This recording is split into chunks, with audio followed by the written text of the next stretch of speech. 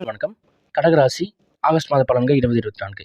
இப்போ என்ன பார்க்க போறோம்னா, செவ்வாய் பகவானோட பலன்கள பார்க்க போறோம். செவ்வாய் ராசிக்கு 11ஆம் இடமான ரிஷபத்தில் இருக்கிறார். அவர் 27/8க்கு அப்புறம் 12ஆம் இடமான மிதுன ராசிக்கு பயணிக்க இருக்கிறார். இப்போ செவ்வாயால ஆகஸ்ட் மாதம் உங்களுக்கு என்னென்ன பலன் கிடைக்கும்னு பார்க்கலாம்.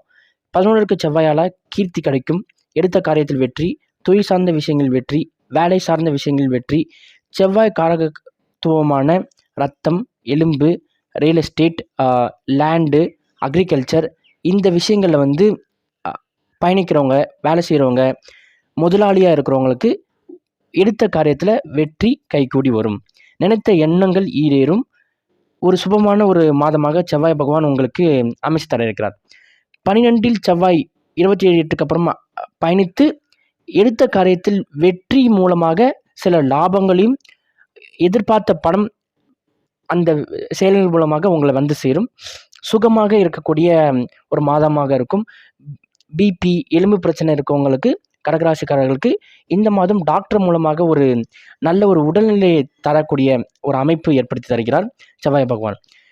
கடகத்தில் இருக்கும் புதன் பகவானால் இந்த மாதம் முழுவதும் வேலை சார்ந்த விஷயங்களில் பிரயாணம், கல்வி சார்ந்த விஷயங்களில் வெளிநாடு போகிறது, வெளிமாநிலம் போகிறதுக்கான டாக்குமெண்டேஷன் ரெடி பண்ணுறதுல ஒரு முன்னேற்றம், இது போன்ற விஷயங்களை உறுதிப்படுத்தி தருகிறார் புதன் பகவான்.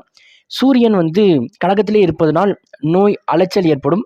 தந்தைக்கு சார்ந்த ஒரு உடல் உபாதைகள், அவர் சார்ந்த சில விஷயங்களில் நெடுந்தூரம் பயணங்கள், வீண் சிரமங்கள் ஏற்படுத்தி தரக்கூடிய ஒரு அமைப்பு. வேலைகளில் சற்று கவனம் தேவை. வீண் வாக்குவாதங்களை தவிர்க்கவும். பெரியவங்க எதாவது அதாவது வேலையில் இருக்கவங்க ஏதாவது சொன்னாங்கன்னா கொஞ்சம் அனுசரித்து நடங்க. அது ஒரு நல்ல ஒரு அந்யுன்யத்தையும் புரிதலையும் ஏற்படுத்தி தரும். சூரியன் பகவான் ஆவணி மாதம் 1ஆம் தேதி, அதாவது 17/8 2ஆம் இடமான சிம்ம ராசிக்கு செல்கிறார். சிம்ம ராசிக்கு சூரியன் செல்வது அகெயின் ஒரு நல்ல பொசிஷனாக இல்லை. துன்பம், மனக்கவலை தரக்கூடிய ஒரு மாதமாக இருக்கும். வேலையில் வீண் வாக்குவாதத்தை தவிர்க்கவும். அது இதை முன்னாடியே சொன்னது தான். ரொம்ப சில விஷயங்களை கன்வர்சேஷன் இன்க்ரீஸ் பண்ணாதீங்க. என்ன சொல்கிறாங்களோ அதை செஞ்சுட்டு வாங்க. நல்லபடியாக ஜாபை ஃபோக்கஸ் பண்ணுங்கள். 2ல் ஆட்சி பெற்று சூரியன் இருக்கிறது சில நன்மைகள் தந்தாலும், வேலையில் ஒரு உறுதித்தன்மையை தந்தாலும், இருந்தாலும் வேலைக்காக சில அலைச்சல்களையும், வேலை சார்ந்த விஷயங்களில் சில துன்பங்களையும் தர இருக்கிறார்.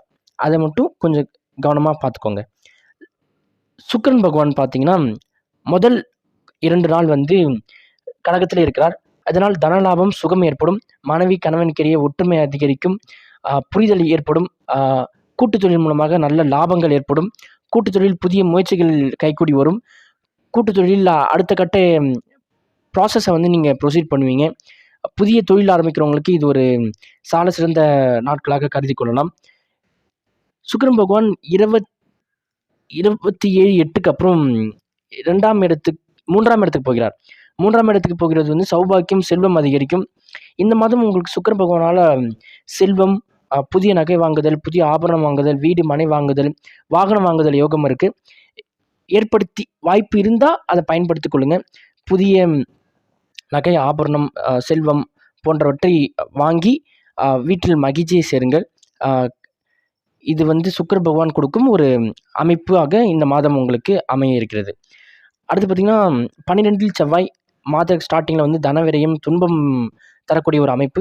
அது ஒன்றும் பிரச்சனை இல்லை. மாதம் ஒவ்வொரு நாளைக்கு ஒரு வாட்டி செவ்வாய் பகவான் மாதம் முழுவதும் மாறிக்கொண்டே இருக்கிறார். அது தினப்பலன்களை நீங்கள் பார்க்கலாம். இது கடகராசிக்கான 5 கிரகங்களோட பொது பலன்கள். தேங்க்யூ.